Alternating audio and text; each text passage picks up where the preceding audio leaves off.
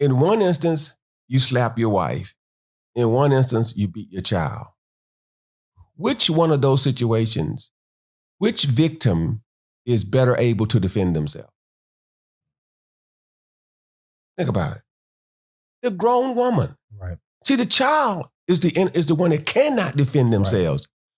Right. The severity of punishment went to the gentleman that hit his wife, not to the one that hit the defenseless child.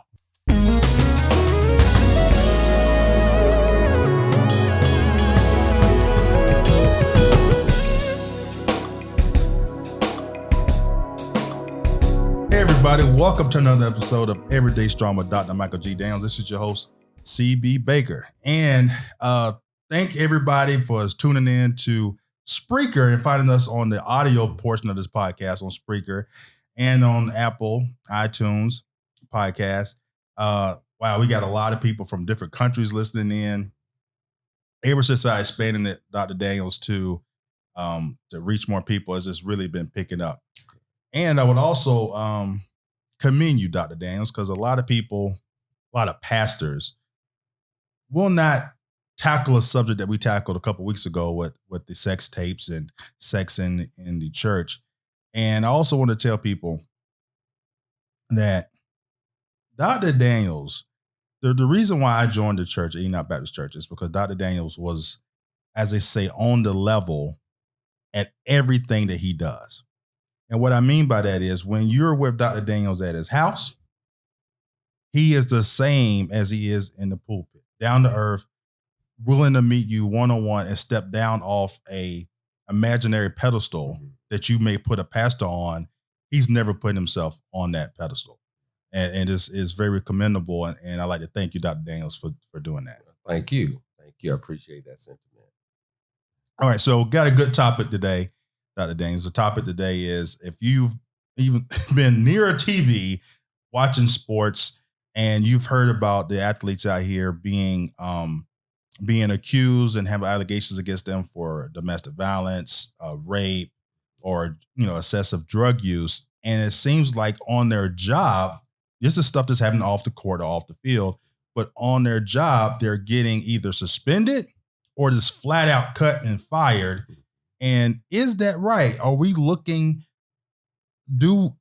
should we hold the athletes at the same level as just regular, average, everyday old people that's working at jobs where you are innocent until proven guilty? But it seems like with athletes, they're guilty before they even charge. So, Dr. Daniels, what's your thoughts on that? I think it really does not, doesn't make a lot of sense to me for us to hold athletes to a standard above anybody else. I mean, I recognize that some people see them as a role model. I don't know why, but they see them as a role model. It makes little sense to me to see an athlete as a role model when you think about the likelihood of a person becoming a professional athlete. Right. You have a better chance of becoming a doctor or lawyer than you do playing professional football or professional basketball or professional baseball. Because let's face it, if you count the numbers, very few individuals make it to the pros, considering how many children play, let's say, high school football, or how many. So to me, if you're going to hold somebody up to a standard, it ought to be someone that you really can meet, that particular place where they are. Also, I think that we have kind of taken a little bit too far. The Me Too movement has caused us to kind of lose our mind in how we look at domestic violence and how we look at sexual assault. There was a time that we didn't take it very seriously, and I admit that, and we should have always taken it seriously. Right. But now we've gotten to the point where we go overboard to try to correct a problem, and that creates another problem in that now if a person just makes the allegation, we make the presumption that it's a fact, Right. And so now it is guilty until proven innocent.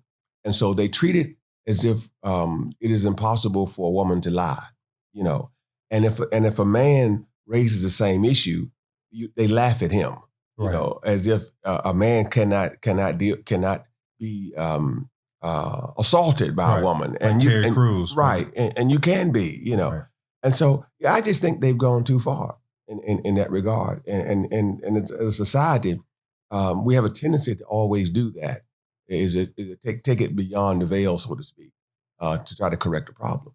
Yeah, I feel the same way. When the Me Too movement had peaked, I was like, man, they're just accusing everybody of everything, and then digging up stuff from 20 years ago. Right. And I'm like, okay, what is the point of this? And then you start looking at who they was bringing up. Right. And then it wasn't too far fetched where you could get to the why. Mm-hmm. So people started using it as a weapon, against certain people. Sure. But I tell you this, Dr. Daniels, as being a former collegiate athlete, one thing that's always been mindful that they tell us, when you play big time college football, it's like you got to be careful of how you handle yourself, because you have to realize that there's like a camera, so to speak, on you at all times, or a microphone around you. And people always try to get you hemped up to make a name for themselves, all the way down to, if you get pulled over for this a random, ticket, it could turn into something crazy once they find out you play football at Oklahoma or whatever major institution that you're playing for. Sure. So now, is it right for us to hold even D-level and C-level celebrities at a different level as everybody else when it comes time to accusing people? Well, I think there's two things we have to look at, right? And one is domestic violence and the impact on everybody, and one is sexual assault. Okay. The reason why I'm saying that is this, is because, if you look at people who are celebrities, right? If they're accused of sexual violence, if they're accused, domestic violence or sexual assault, in certain professions, you lose your job, whether you are convicted or not. The allegation will cause you to lose your job. But even if you are not a celebrity, you still pay a price. You still are assumed guilty rather than them assuming you're innocent. If the average person, if a policeman is called to a house, let's say, and that woman says, they attacked me, that's all she has to say. Right. You're going to jail that day. Right. If there's zero marks on anybody, if she say you attacked her, you're going to jail. If she say you stopped her from leaving the house, right, you're going to jail. Right. And that's what I'm saying is that something is wrong when we have taken it to that level. Think about this, for example. I heard different celebrities, and I don't believe they believe it themselves, but I heard them say this. There's never a reason for a man to hit a woman. I don't care what she does to him. Yeah. That's what I've heard them say. And I've heard other people echo that sentiment. Well, that sends a wrong message. Yeah. Because that sends a message to the woman that you can do what you want to do and there will be no repercussion. Right. But domestic violence goes both ways. Yeah. An assault is an assault. Yeah. So if a woman assaults you, she should go to jail. Just like if a man assaults a woman, he should go to jail. And a man should be able to defend himself against a woman, just like he can defend himself against a man. I mean, reasonable people would say this, that if you're defending yourself, you can use similar force to defend yourself. That's kind of the legal standard that you go by. Right. You can't take a gun, and shoot somebody if they're, having a fist fight with you, unless the person is, such that, they could, I guess, be lethal in their attack on you. Okay. Now, but they say to a man, if it's a woman, no, you can't defend yourself. It's a done deal. Right. Because whatever you do, society suggests you're wrong. I think that's crazy. My mother taught me when I was a kid, one simple thing. If they hit you, hit them back. Yeah. She never said if it was a guy or a female. She just said, if anybody hits you, hit them back. Right. My mama did the same thing. I remember I came home from school and I said, yeah, this girl slapped me. She said, what did you do? I said, I didn't hit her back. She said, why? Mm-hmm. She said, if she got, if she put hands on you, she's got to expect the same thing to happen back to her. You can give a lick, you take a lick. Right. And, and I tell people that and they look at me, of course, nowadays, like, what? And it's like, Yeah, but when I was younger, I got to fight with a girl, and that's when I realized it was a no-win situation. Mhm. Because the girl got in one lick. This was an elementary school, and all the school talked about was that one lick the girl got in on me, right? Mm-hmm. And I said, okay, this is a no-win situation. So I found out early on that it's really a no-win situation in that scenario. But what I tell people is when they get in a situation where they are being verbally abused for the men, getting verbally abused by the female, to the point where she's starting to put hands on him because she's underneath this shield of, if he responds in a certain way, I can have him put in jail, or have him put in, get in some trouble, or get a domestic violence charge. I tell the man, I said, you know what? Leave. That's easier said than done. I know, but that's really to combat this whole thing. That's really the only weapon that we've got. What you say is good in theory, but what I'm looking for is where is the equity? We can always cow down to societal norms, but the question is, just because it's a societal norm, should we accept it or should we correct it? And I guess and I get your point now. Don't get me wrong. Right. My thing is we should correct it, because that's not always an option to leave. It's easy to say I'm gonna walk away, but what if as you walking away, she attacks you? Yeah. Which is what happens oftentimes. It happens. And sometimes they'll say, "Why? You're gonna stay here and talk to me. You're gonna talk to me." This kind of thing. I've been in counseling sessions, and the guy, will be trying to, maintain his, not say nothing. And I hear something. A woman will say something like this: "Oh, you can't talk because you're in with the pastor." And the guy be like, "No, that ain't it.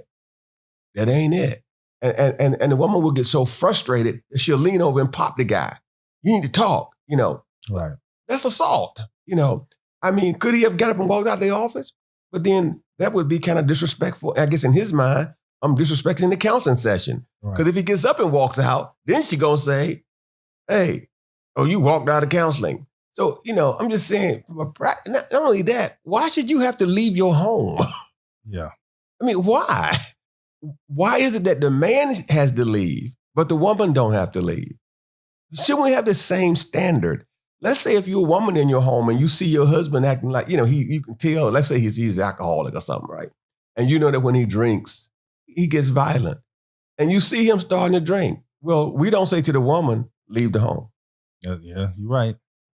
We don't say that. We say to the woman, if he act like he gonna hit you, dial 911. Right. Dial 99 and wait.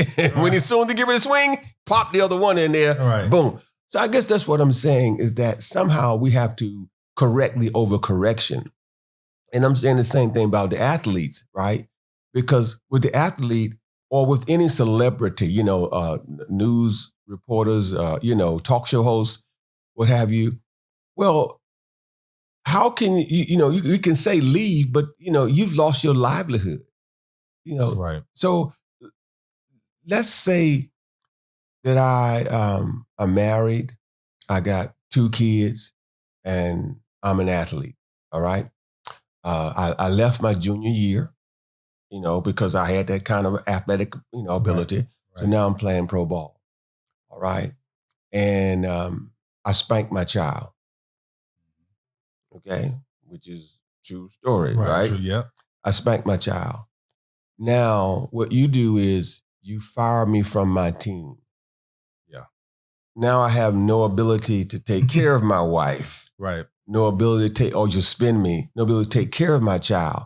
So, it's like, well, what's the punishment? Yeah. I spanked the child, okay? What is the normal punishment if you spank a child? You didn't get fired.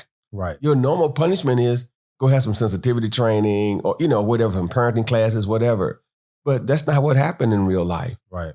That player got suspended for the whole year. In his most productive years, when he was at his, at the zenith of his physical abilities. The same thing about, the player where they had to fight in the elevator with his wife or whatever, Well, the evidence was clear that she hit him first. Yeah. It's right there on the camera. She hit him, but he loses his job, and she pleaded with the NFL. Yep. Pleaded with them. Don't fire my husband. I need that money.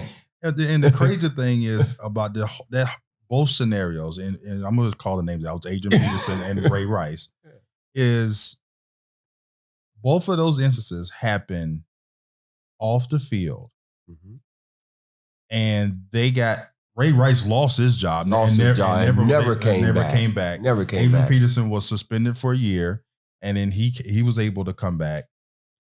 But the thing is, it gets me, and people always want to bring up the Michael Vick situation. Mm-hmm. But Michael Vick was convicted. I don't care if he was convicted. But he was convicted. I know, but I'm just saying. Well, go ahead and I'll jump in there on this one too. But the other two people were not. Right. Ray Rice was off the team before he even got officially charged. Right. As soon as the tape came out. As soon as the tape came out, he was done. To my knowledge, Adrian Peterson was convicted of a misdemeanor, but then he was even suspended before then. So the question I got, Dr. Daniels, is if this is Joe Blow working at Wells Fargo Bank, mm-hmm. Vice president, right? What does he lose his job over allegation? No, and he probably won't even lose his job if he's convicted, as long as he doesn't spend jail time. Right. But a misdemeanor is a misdemeanor, right? And so if you're in the military, if you get a misdemeanor child abuse charge, I can tell you, I know personally, I know someone this happened to. Right. They were not demoted in the military. They did not get put out in the military. In fact, they ended up retiring from the military. Right. So, it's good. Uncle Sam says it's okay. Right. In other words, okay. Now, here's the thing. I believe in punishing criminals. I think that we have to have a system that punishes you. But which one of us wants to be punished twice? Yeah. That's double jeopardy. Yeah. Okay. Let's take Michael Vick. Michael Vick, who was not fighting the dogs. It happened to be at his house. Right. He was not involved in it personally. He didn't have a dog. He was somewhere else. Right. Okay. But they convicted him anyway.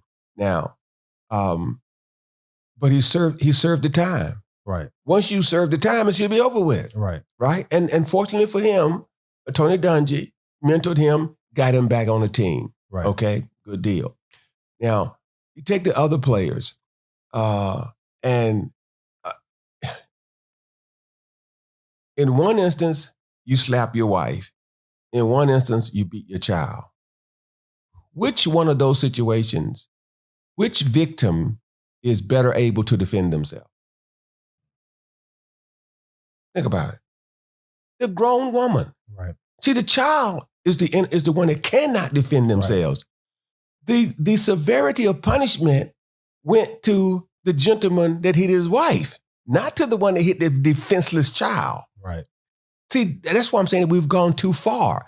You would think if you're going to really say to somebody, you got to go, you would have put the person out of the NFL that abused the child, because the child is defenseless.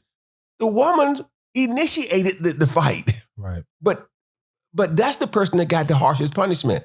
That's what I'm saying. It makes no sense. There's no equity in it. There's no rhyme or reason in it. It's just, we're going to do it because of public opinion. I get it. Football is a money sport. But let's be for real.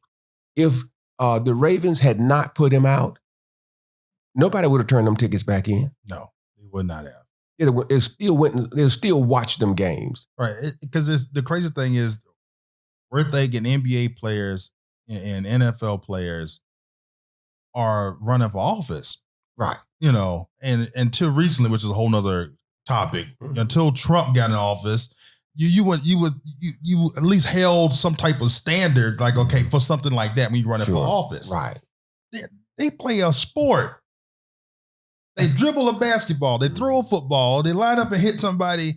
Matter of fact, with football, it's the most violent game that you can play and get paid for. Mm-hmm. And then we turn around and get shocked when one of these players is doing something violent outside of football. Like, no. Right. It's like if you knew some of these guys that I know, you'd be like, wow. Like some of them, you would be amazed that they're able to keep, how they are in the field is how they are in real life. Sure. It's like like everybody got shocked about Mike Tyson when he was boxing. It's like, look at what he's doing in the ring. Why would you think it just a switch flips off when he's outside of the ring? Right. Yeah. But even with that, why would you hold him? Like even in boxing, they didn't hold it. They had to literally convict him and put him in jail before. But he came back. But he came, right. See, they didn't say, Mike, you cannot fight anymore. Right. Mike was convicted of rape. Right? That's why I say there's no rhyme or reason to it. Mike was convicted of raping a young girl, came out and kept right on fighting. Right. Not only did he keep fighting, Mike starred in movies. Yeah. Mike had his own cartoon and still has his own cartoon show. Right. So that's what there's no rhyme or reason. And this is what we know. People did not stop coming to see Mike Tyson fight. Yeah. Mike bit Holyfield's ear. Right. And matter of fact, they wanted to see him fight again now. Right. He might bite the other ear. See, when it's a false narrative when they say, well, we're doing this so that, we can appease our audience, and so that because we don't want to lose money, or we want to set an example. We want to show the integrity of us. Let's get for real. Those owners, the integrity, please. Right. But that's the way they want to come across, that and the commissioner that I'm above the fray, and so therefore we want to set the example, please.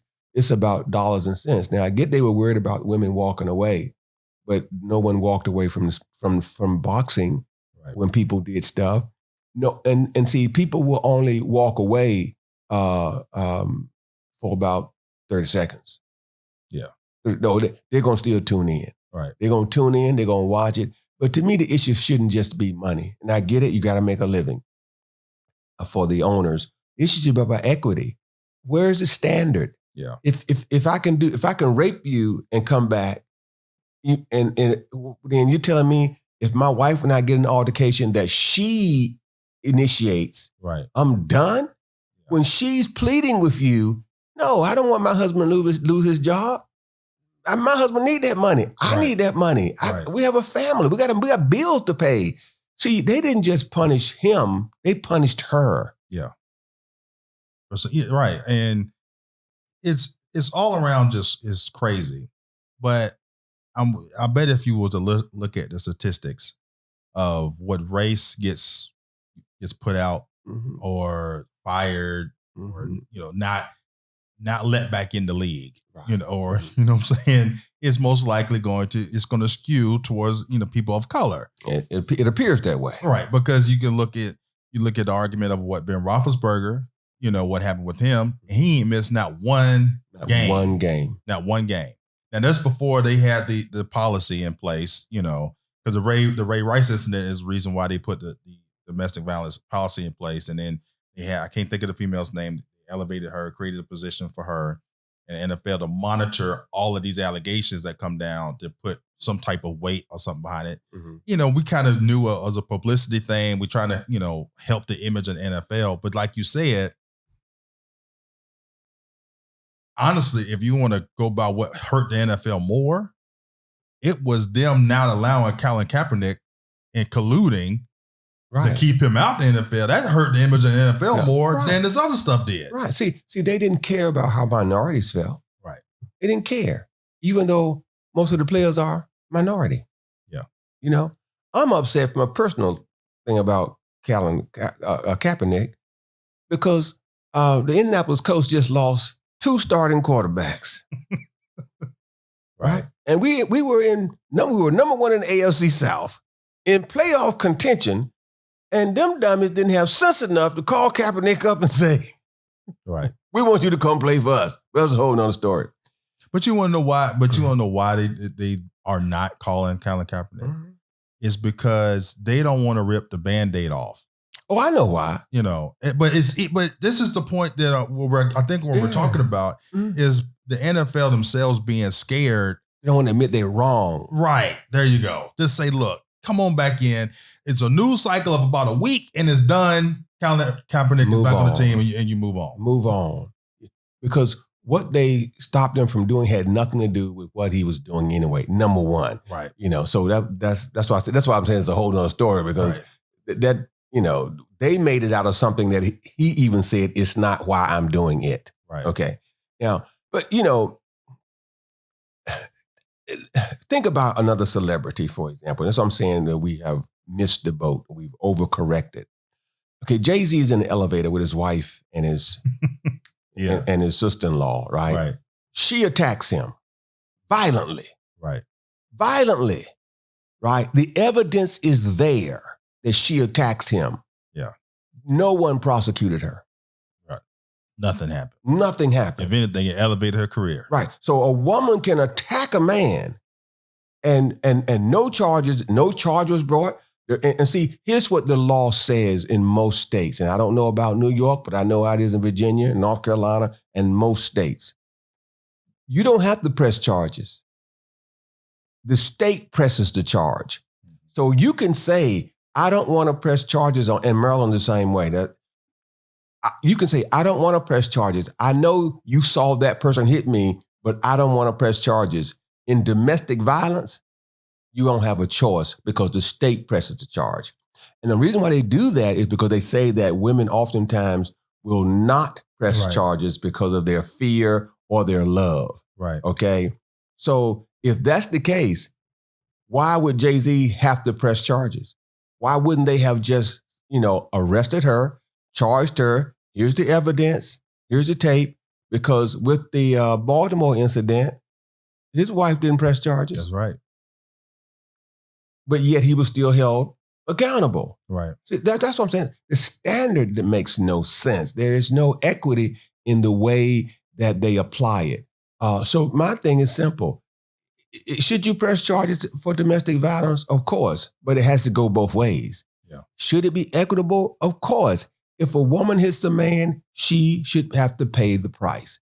It should be known that she will pay the price. And that way, women won't provoke a man to hit them. Yeah. Because if you keep hitting me, after a while, something might happen. Right. I might forget that you are what they call the weaker sex, because I don't believe all women are the weaker sex. In fact, here's the other dynamic, and I'll say this, and I know our time is limited. You fight for equality. Yeah. You tell me you can do the same job I can do. You tell me that you should have the right to go to war and serve in a combat role. You tell me that you should have the right to be a first responder as a policeman or a firefighter. So you tell me that you are physical enough to bring down a criminal. Right. But then you tell me, but if you hit me, you're too weak for me to hit you back. Yeah. And I'm not advocating violence. I'm not advocating you hit a woman back. All I'm saying is that if she give the lick, then don't be all upset because you had to take one back. Don't give the lick. You want to take one back. You keep your hands to yourself. I keep my hands to myself. And I think that's what we should be teaching people. Not that a man should never hit a woman. We should be teaching people that a woman should never hit a man. Right. No one should ever hit anybody. I was talking with somebody and I was mentioning that dynamic. And I said, you want to know why women are doing this? Specifically black women that do it. It's because they're angry. And it's anger that's not being addressed, but it's coming out as violence towards the black man. Mm-hmm. But they're angry about the system itself, but it's being directed at the wrong person. Because you can see situations to where I've even seen and heard of situations where a man would just not take out the trash or not do something around the house, and the woman completely goes off on him on something different, or something small, and then will bring. And we all heard about this. And bring something up that happened 20 years ago and make it fresh right then to justify why they're going off on them. But why are you so angry? It's like, it's not because he didn't do X, Y, and Z. And it's not because something he did 20 years ago. Sure. So let's nail that down. Well, I don't think it's just black women. I think it's life. Yeah. For example, I don't know if my wife watches Snapped all the time. Okay. Yeah. In the ID channel. Right. Who kills men the most? Yeah. It's women. White women. Yeah. See, now, okay, slap me, but they be shooting people. They be putting antifreeze in your coffee. Okay, so I'll take the slap any day over the antifreeze in my coffee. So what I'm saying is that we make it seem like it's the black woman, right? But it is. Yeah, I will say that it's universal. It's not like women can't be violent. Women are violent. Yeah. We just treat it differently. We excuse the woman's violence a lot. Even when I'm talking to my wife about it, it's more of a justification that she had a reason. See, I don't want to. I can't deal with that. Right. I can't deal with that. You got a reason to be mad, so therefore you take it out on me. Right. No, I got a reason to be mad too. I've been a black man all my life. I have been called every name you can call a man of color. Right. I have been treated. I have been, shown prejudices openly. All this kind of stuff. I've never come home and taken it out on my wife. Right. Nor have I came home and taken it out on my children. Right. So I can't give a woman a pass. Because life is hard. Right. Right. Yeah. Life is hard for the dog. So they don't give him the right to bite me. That's all I can say about that one. All right. So we're reaching our point of coming to a close on this topic here. So is there anything else you like to bring up to close it out? Well, I just, all I say is I think everyone needs to take a step back. Take a deep breath and understand if you penalize the man harsher than you penalize the woman, you also are penalizing the woman too. Yeah. If you fire me from my job, whether I be a Matt Lauer or whether I be a Rice or Adrian Peterson, you hurt the woman and the child just like you hurt me. So, punishment should not be to the people that you're trying to protect. And that's what we're doing. We're punishing the people we're trying to protect. What we need to do is get an equitable system where it's the same justice for everybody. Yes, totally agree. Now, if you're watching this on YouTube, please hit the subscribe button and that little bell and turn on your notifications. When you do that, every time I upload anything on this channel, you will get notified when I've uploaded a new episode. Thank y'all so much for tuning in and listening. This is your host, CB Baker. See you next time.